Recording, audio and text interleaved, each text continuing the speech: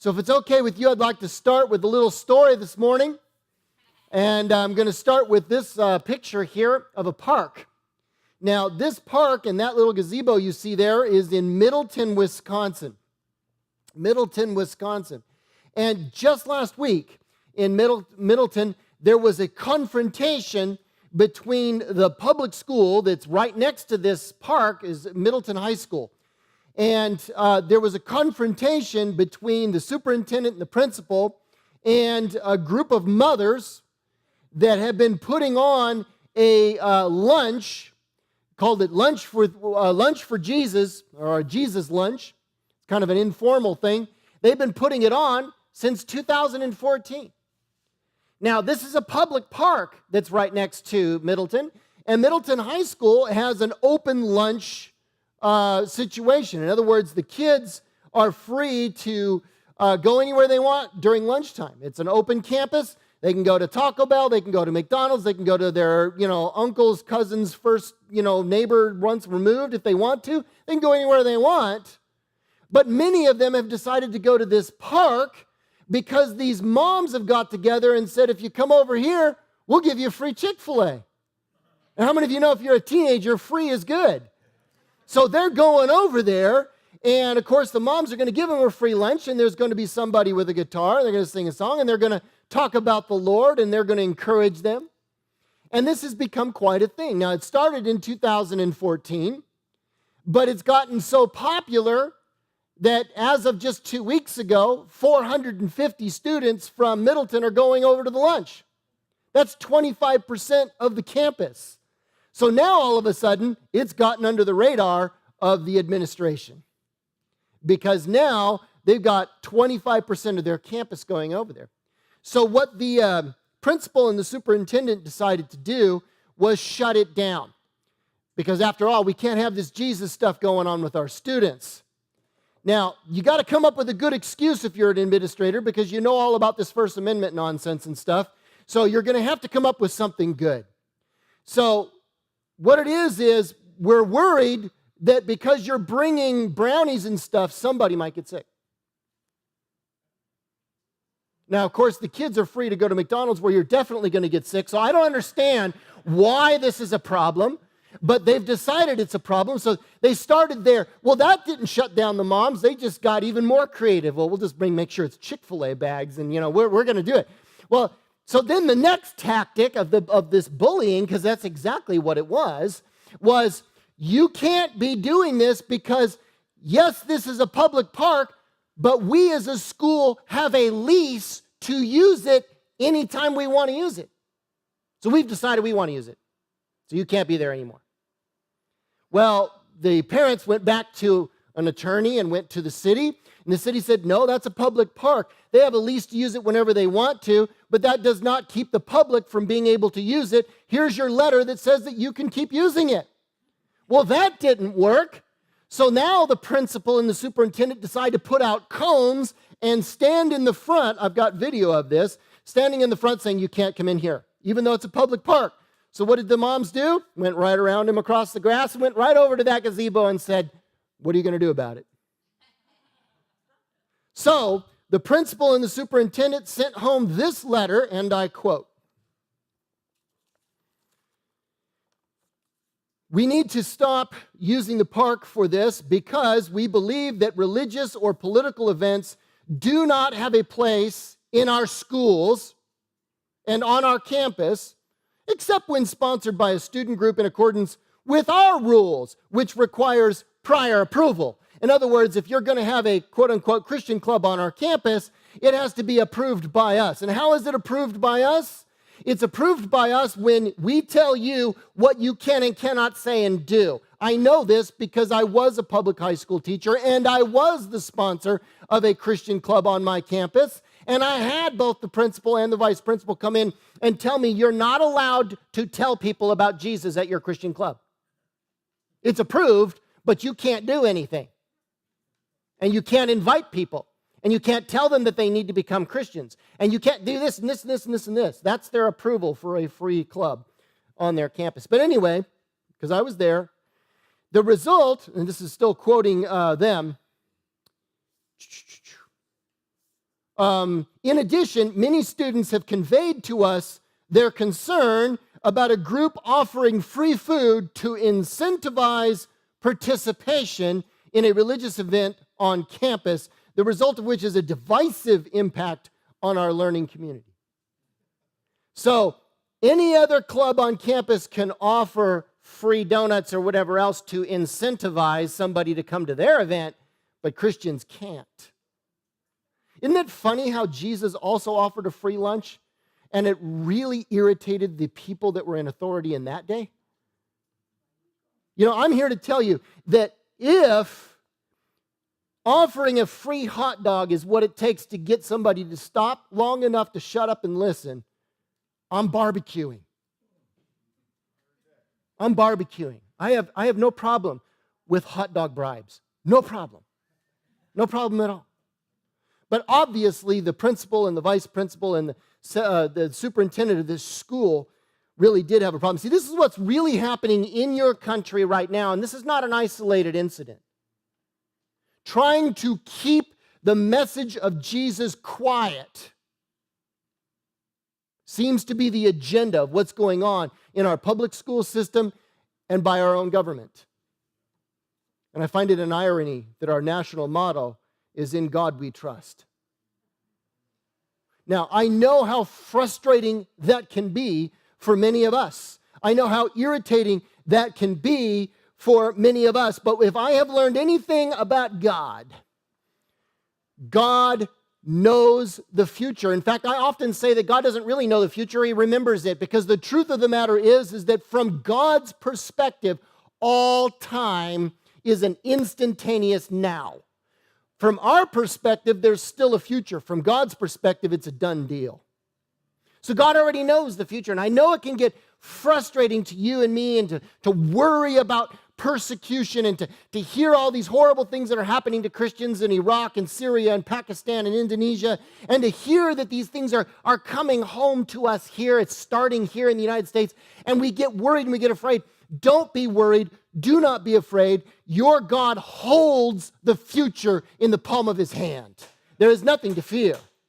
And if you're worried about that, I want you to picture a man in a cave. And the man is looking out of the cave. Can you picture that? And out of the cave, he only sees what the entrance of the cave can show him. Is that correct? And in front of the cave, I want you to picture a train. There are 3 cars on the train. The first car is called the future, the middle car is called the present, and the tailing car is called the past. Correct? But as you're looking out of the cave, all you can see is one car, the present. Does that make sense? Well, God's on top of the hill, and He can see past, present, and future all at the same time, instantaneously, right now. From God's perspective in eternity, everything that has happened from the day He said, "Let there be light," till the day He says, "Time is no more," and that day will come. From that day to this, He sees it all. So God knows your future. He knows your first day. He knows your last. There is nothing to fear. If you've put your trust in Him, He knows. He knows. So I know that can be frustrating when you hear these things, or even scary, but don't. The Lord has not given you the spirit of fear over what's going to happen in terms of persecution or those sorts of things. I'm not preaching this to try to scare you or to depress you or anything like that. In fact, what I want to do is I want to go to Colossians chapter 3, and I want to see how this applies. We've been studying it chapter by chapter and verse by verse. We got stopped at verse 12 because it says this: as God's chosen people, because you're holy, that means set apart, because you're dearly loved, clothe yourself with these things: compassion, kindness, humility, gentleness, and patience. And we've studied each one of those words because if we're supposed to clothe ourselves with those things, we better know what they are.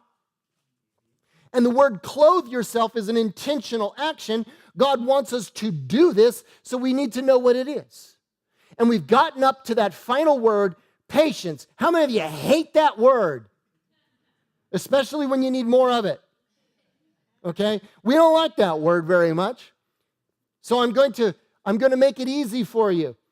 That word patience, translated in the NIV as patience, is actually not patience. It's worse than you thought. The King James got it better. It's long-suffering.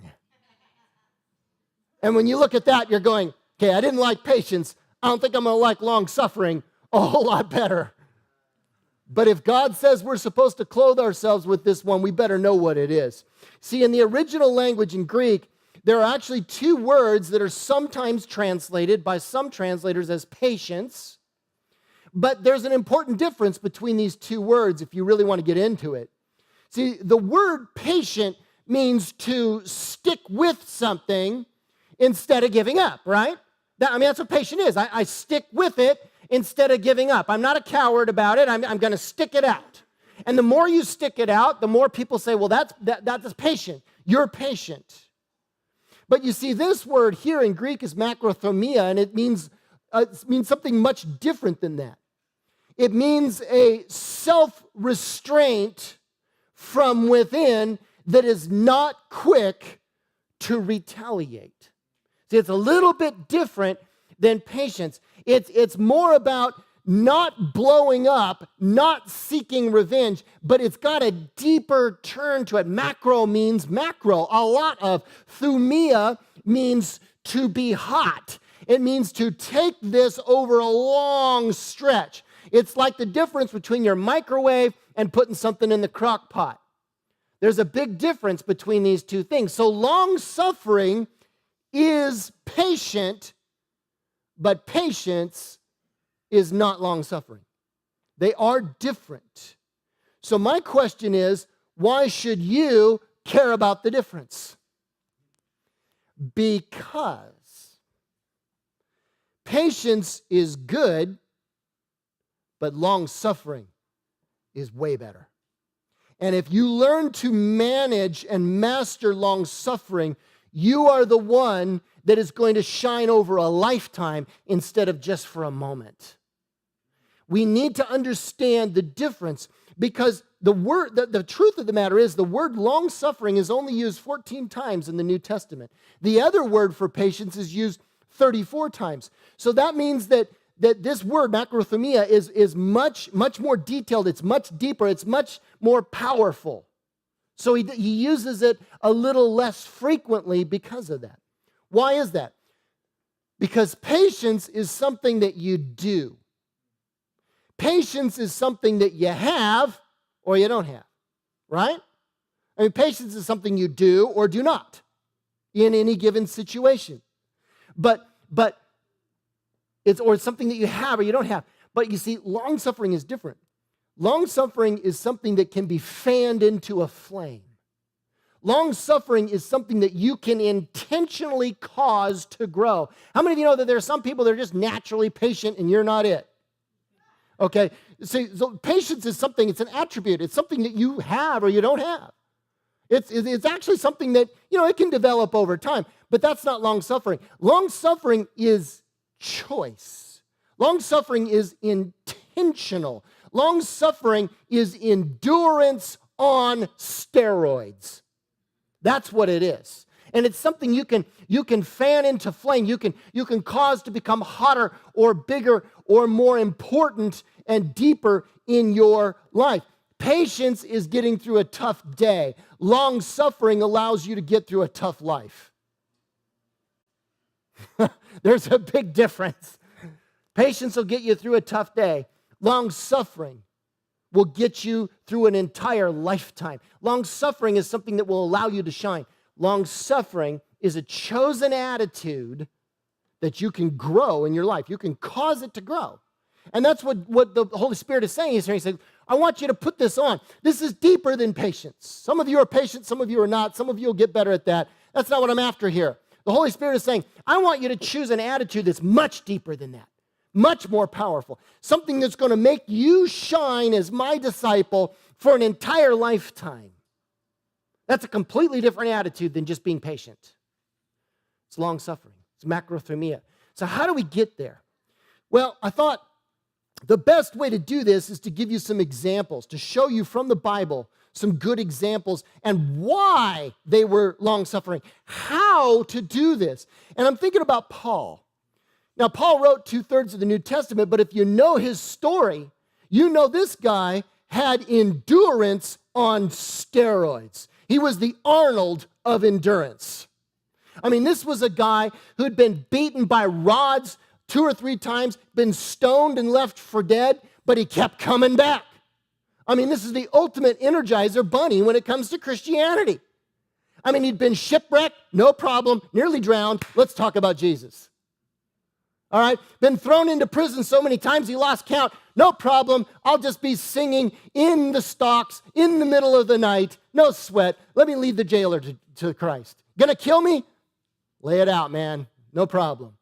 I mean, this guy had endurance, and he had a drive, and he had a passion that you and I need to have, because there's way too many Christians that are lukewarm. Oh, they believe, but it doesn't drive them. How many of you know that Jesus said, I would rather you were hot or cold? Because if you're lukewarm, it's gross, and I'm just going to spit you out. Be cold, and I got to go shake you up, and believe me, I'll throw some suffering your direction to wake you up. Or be hot and on fire, because then I can use you for my glory.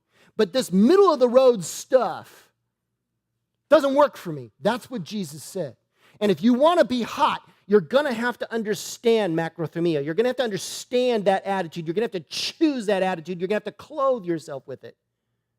Because if not, you're going to burn out. And that's what he's trying to say here. Now, in order to understand this, flip over to 2 Timothy chapter 3. 2 Timothy is the last book that Paul wrote, not long before he was killed for the faith. He's summing it up to Tim. He's saying, listen, Tim, pal, I want to give you some last-minute advice here because I've finished the race and I'm out of here. Going to die real soon. No problem. I'm going to heaven and that doesn't bother me. So let me write it out for you.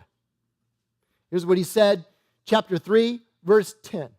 You, and he's speaking to Tim, and that means he's speaking to you.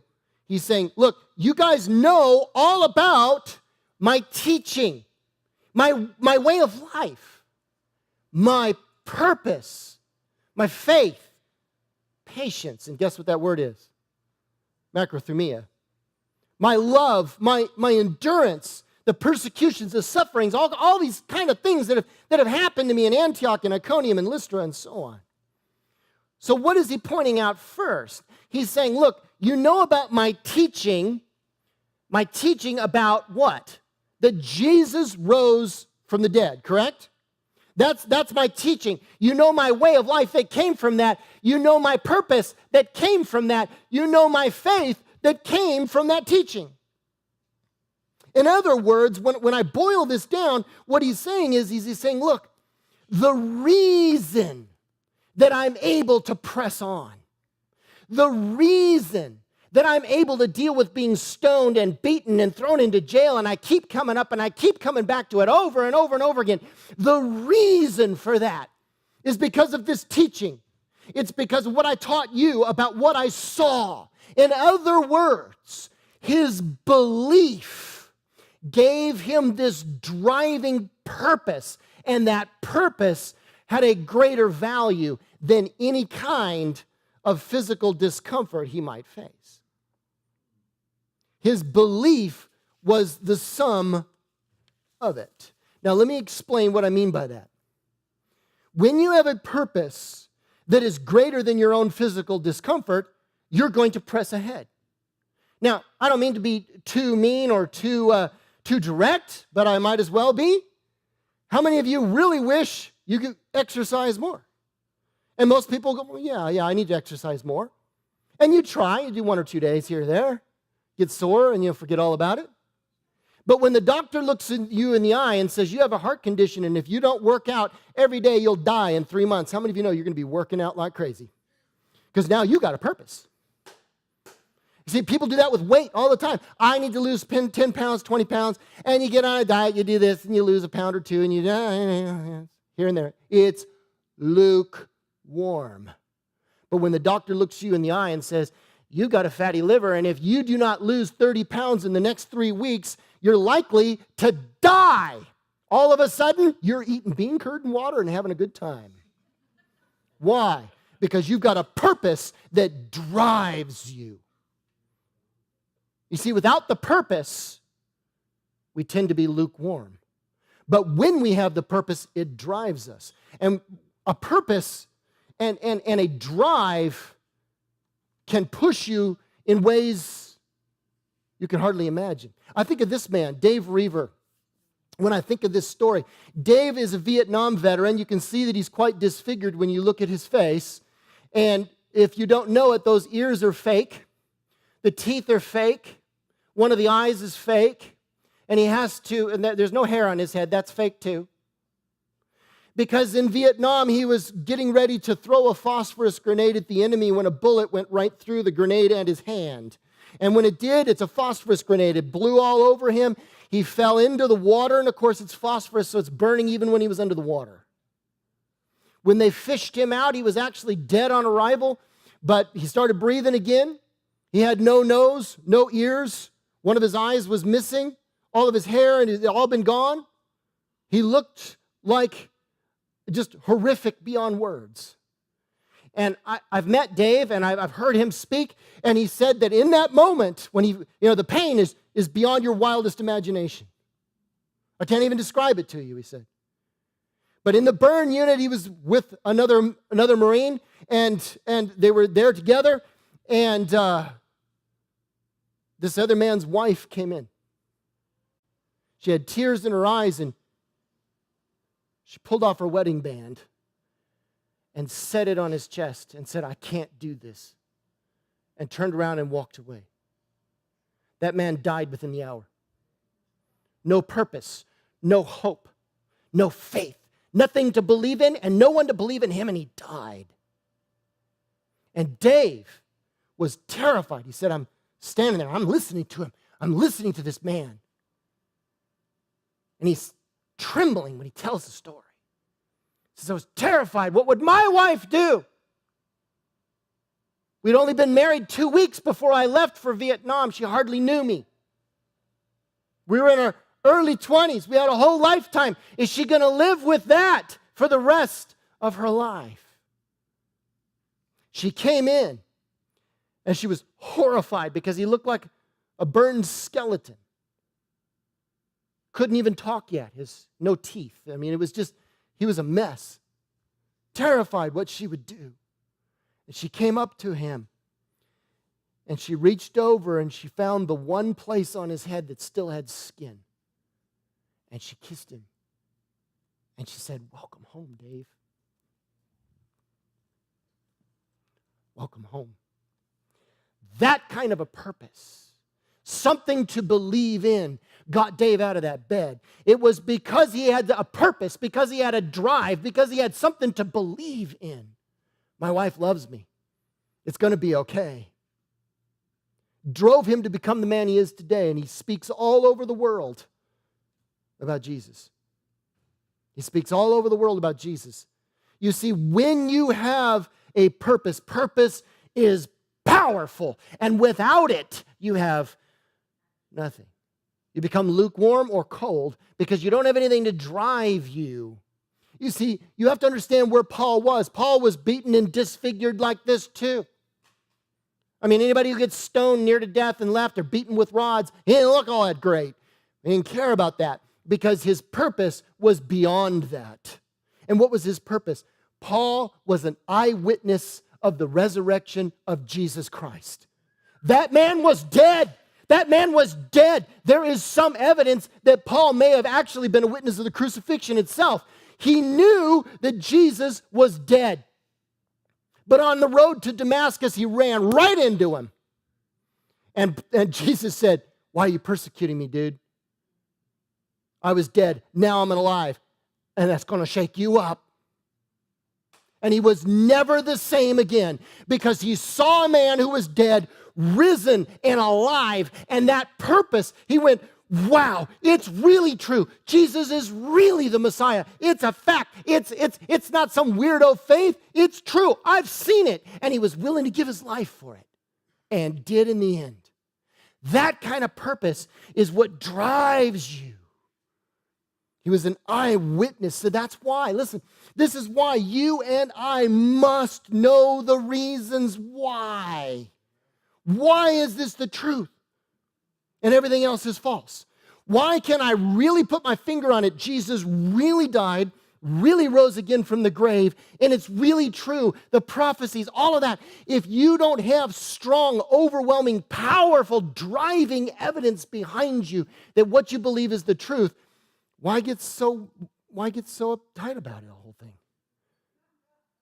You see, people who don't really think that through, people that don't really have that, they might come into this, well, it's a nice social club. It's something that you do. It makes me feel good when I'm down. That's not what God wants from you.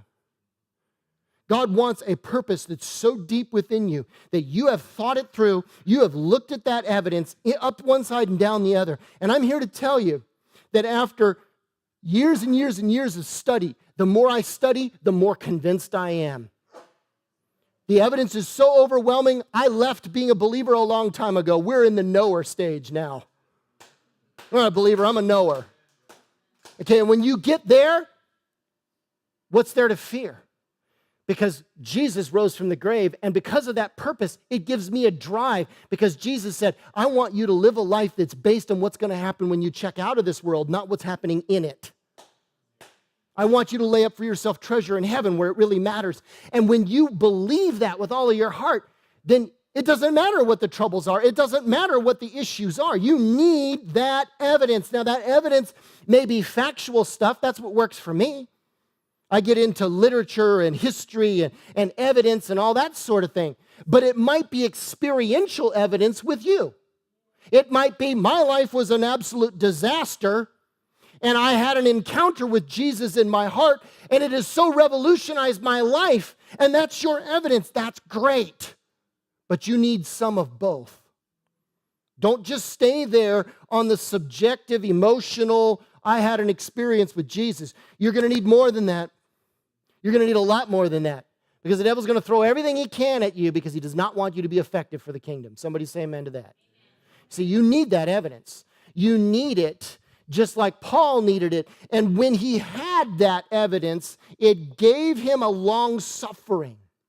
And that's what I want you to understand. As a Christian, you become long-suffering when you intentionally learn why your faith is the truth.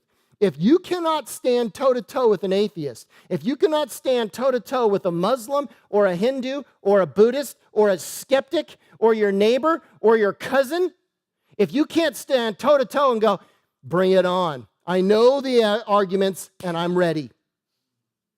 And if you're looking at yourself right now and go, well, I'm not, I'm scared, I'm this and that, learn. It needs to become your obsession. And we provide it here. We provide it here, an opportunity for you to learn that stuff. Because we know that if you have that drive, it's going to push you further. Take a look at this. 2 Timothy 3:10. He says, you know, however, what kind of things happened to me in Antioch, Iconium, Lystra? The persecutions I endured, yet the Lord rescued me from all of them. The persecutions that I endured.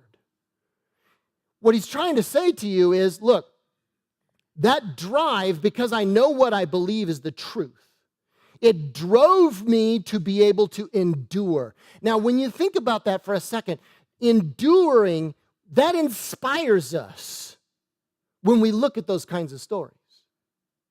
I mean, I want you to think about this guy. This guy is Pedro Claver. He was a Jesuit priest, died in 1658. Now, I'm not here to talk about the differences between Roman Catholicism and this and that. That's irrelevant to this story. Because the truth of the matter is that Pedro, when he was 19 years old, had an encounter with Jesus.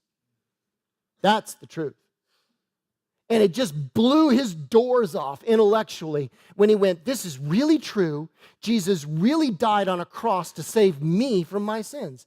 And I'm a scumbag. I can't believe it. It just so blew him away. And it says in there that Jesus was a servant to us, to our need. And he went, I'm going to devote my life to trying to help people the same way Jesus devoted his life to helping me. And he decided that he was going to devote his life to the slaves in the empire at that time. These were people that were considered less than human. And because of that, Pedro devoted his entire life to helping slaves, doing everything and anything he could. He would meet them on the docks when they were brought in. Nearly a third or more of them had died on transit. They were horribly sick. He had no fear, would go right into the bowels of that ship, and he would go around and clean their sores and do anything and everything he could. He went and, because he knew everybody on the plantations, he would find which tribe they were from and bring a translator to try to help these people. He did everything that he knew to do.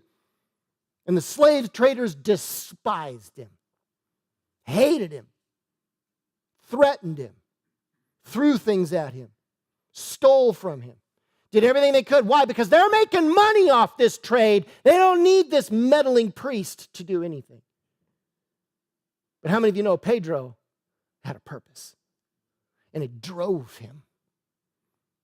He went from plantation to plantation. He was not afraid to look the richest, the wealthiest, the most influential, and the most dangerous right in the eye and saying, you know, if you keep treating these slaves this bad, hell's a real place. He had no fear. None at all. It is said he baptized more than 300,000 people in 30 years. 300,000. He did more to change in Cartagena. He did more to change the slave trade because, you see, at that time the Jesuits were having problems with the Roman head of the church because this is all about money, right? And they're trying to get the Jesuits to quit doing all that stuff and quit being so darn meddlesome because you're ruining the money. How many of you know he didn't care? He was willing to go against the leadership of his own church, do whatever it took, because this is what mattered. He had a purpose. It drove him. It gave him an endurance. And in the end, in 1654, he came down with something. We're not sure what it was. Probably some disease he picked up from working with these people. Became paralyzed. Nobody liked him, at least the authorities. So he was in a little tiny room and nearly starved to death over 4 years because nobody would take care of him. It is said that he would crawl out of that room on his hands, going down to the docks. Is there anything I can do? When the ships came in. All the way to the end. When he died, there were tens of thousands of slaves that thought he was the greatest man alive next to Jesus. And that created a problem because when he died, there was a whole lot of people that were this close to revolt because their hero was dead. So when it came to the attention of the authorities in that time, they said, we got to do something. They put together the entire city, the whole country. Everybody came for his funeral. To this day, his body is on display in Cartagena. It's still there. He's still honored to this day because of what he did, because of the sacrifice, because of the willingness to endure. It is not weakness to give so much. Contrast that with this guy, Howard Hughes. Self-made billionaire, worked his way up from nothing. We look at a story like this in our capitalist society. We think this is so great because he worked himself up from literally having 2 pennies in his pocket to being the richest man in this country. But how many of you know we don't admire him? Because he spent the last 20 years of his life being completely isolated from everyone around him, refusing to give to anybody. Wouldn't even write a will for himself. Ended up going absolutely stark, raving insane in the last few years of his life. Isolated on a top floor of a hotel. We don't admire Howard Hughes. We do admire Pedro Claver. What is the difference? What is the difference? You see, one man was able to take what he believed and create and find a purpose to live out what he believed. And what he believed was that I need to know Jesus and I need to make him known, and this is what I'm going to do that. Howard Hughes had a completely different purpose. Me, myself, and I. And all it did was drive him to insanity. That's the difference. And what I'm trying to tell you about long-suffering is that long-suffering is a choice that where you're going to find something to be passionate about, something to be sacrificial about, some way to serve God that is yours. Instead of being lukewarm where you show up every once in a while, instead of being lukewarm and saying, well, I'll volunteer here, I'll volunteer there, I'll throw $20 in the plate. No. You make a decision like Pedro did. This is what I'm going to do because Jesus died on the cross. It starts with knowing that this is the truth. There really is a God. You're really not him. You really will die and face him. And he really doesn't care how much money you had in your 401k. He really doesn't care how much money you have, Howard. He's not interested in that. You will face him. And if you say to him, Lord, I had a passion for the kids in our nursery program. I had a passion for going on missions trips. I had a passion for being involved in support and giving and hospitality. I had a passion for teaching. I had a passion, and I followed it to your glory. And then he will say, well done. Good job. But if you stay lukewarm, you achieve nothing. Long-suffering is making a choice to find a passionate, sacrificial way to serve God with your life. And as a Christian, look, you become long-suffering when you intentionally find a way of serving God right here in your local church. It starts here. And if you're on the internet, find a local church. But you find one and you go, there's my passion. See, these people up here are passionate about it. They've been here week in and week out for years. They're devoted to it. Yes, they do deserve your applause. Okay? But guys, if I count the number here, this might be 2-3% of our church? Look, everybody needs a passion. Find it. It could be the passion that I'm going to become the next technical genius around here to help with our computers the way Dale does, because Dale can't do it all. Some of you don't even know who that is. But I'm here to tell you he's passionate about our computers. And without him, we would be dead. We need passionate people that are going to pour in to the kingdom of God the way Pedro did. Are you with me? That's long-suffering, and it's a choice. It's a choice.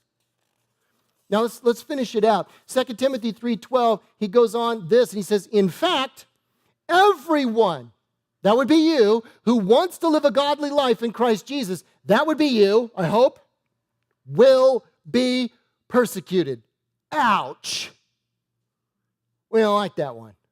We think that if persecution is coming our direction, something is wrong. No, it's the other way around. If persecution is coming your direction, something is right. Something is right.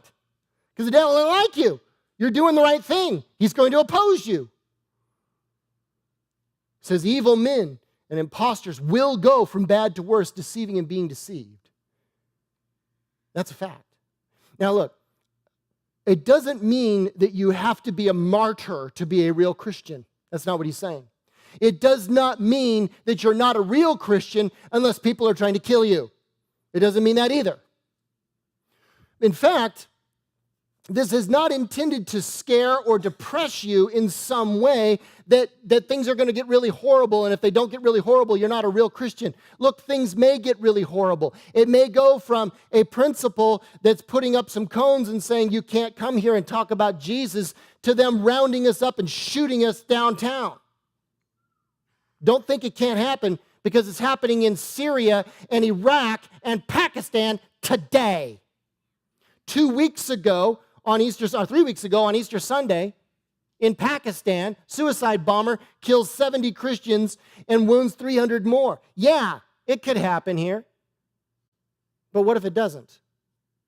Are we going to continue to go, well, things are good for us, so I'll just be happy camper? See, because that's the problem. When there's no real persecution coming our way, we tend to fall into, yeah, well, it's good enough. God doesn't want lukewarm. He wants you fired up. To whom much is given, much is required. And right now, you're not under that kind of persecution. So when you get on an airplane and come with us down to Haiti, where it really is real, because you can, that's long-suffering. You see the difference? Now,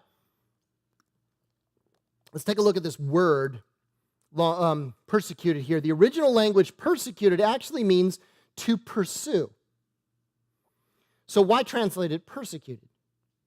Because, and here's the second point, following a godly life means you will be pursued by difficulties. In other words, it's going to be a challenge. It's going to be a challenge. How many of you know that the reason they pay people in a job better is because the challenge is harder? Correct?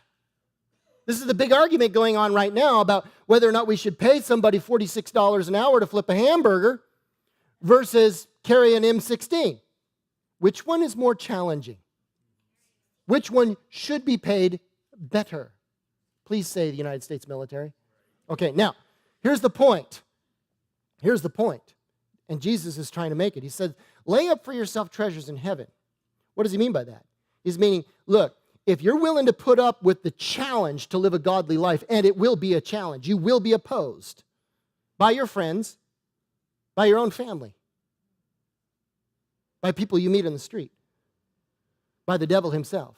It will be a challenge. But if you're willing to put up with that kind of challenge, if you're willing to make that kind of choice, if you're willing to press through, and that's a choice that you make, that's putting on long suffering, there will be a reward that is by far greater than anything you can achieve in this life. There's no amount of money on this life that's going to matter when you die because you cannot take it with you. The kings of Egypt tried that. We just stole all their stuff and put it in museums. They couldn't take it with them. In fact, King Tut right now, all of his stuff is in his museum. What's left of his body is stuck back in the grave. It's down there in the actual tomb, in a little controlled box. Could he take it with him? Say no. It doesn't matter how much money you make. It doesn't matter. None of those things matter. We've got to get an eternal perspective. That's what long-suffering is. Long-suffering is choosing to endure difficulties for that greater cause. When you consciously decide you're going to endure that challenge in order to follow God's ways, you grow in long-suffering, you clothe yourself with it. For example, whenever it is difficult, whenever it's uncomfortable to be moral in an immoral world, you live in an oversexed world that's going to laugh at your decision to be celibate unless you're married. They will laugh at you. They will mock you. Your friends will say, why don't you just move in with him? Because, try it out. They will mock your decision. They will tell you that you need to follow whatever your heart is. And when you decide to say, this is what's godly, it's going to be a challenge. It's going to be a challenge for the temptation. It's going to be a challenge because of your own desires. It's going to be a challenge because of everybody around you saying you're a fool. It's going to be a challenge with the boyfriend you have to break up with because he won't take his hands off of you. But when you say, I will do what's right because it is right, not because it is easy, that's long-suffering. And that earns a reward, and it's eternal, and it's forever. When it's difficult, when it's uncomfortable, when it's no fun, to be a good husband, to be a good wife, when the whole world mocks your decision to stick with it, when the whole world says, why don't you just bail out on that? Follow what's easy. And 50% of the marriages in this country do. But when you say, no, I'm going to get into the counseling. I'm going to do what's right. I will do what's right because it's right, not because it's easy. When you make that kind of a choice, that's long-suffering. That earns an eternal reward. It's forever because God pays attention. When it's difficult, when it's uncomfortable, to be a good parent. Because you're thinking murder there. Okay, no. When it's difficult. See, there's a lot of parents right now that know that the public school system is a lot like child abuse, so why put them over there? But it's a challenge to go put them in the academy because you're going to have to teach on Mondays and Fridays. How do I get time to do that? How do I afford the tuition? No. When you do what is right, not what is easy, it's long-suffering. Tough. It's challenge. Won't be easy. But it's long-suffering, and it leads to a reward that's forever. When you decide to sacrifice. I've had people, come to this church, and they're not believers, or their husband, their spouse is not a believer or something, and they get frustrated with this idea of giving money to a church.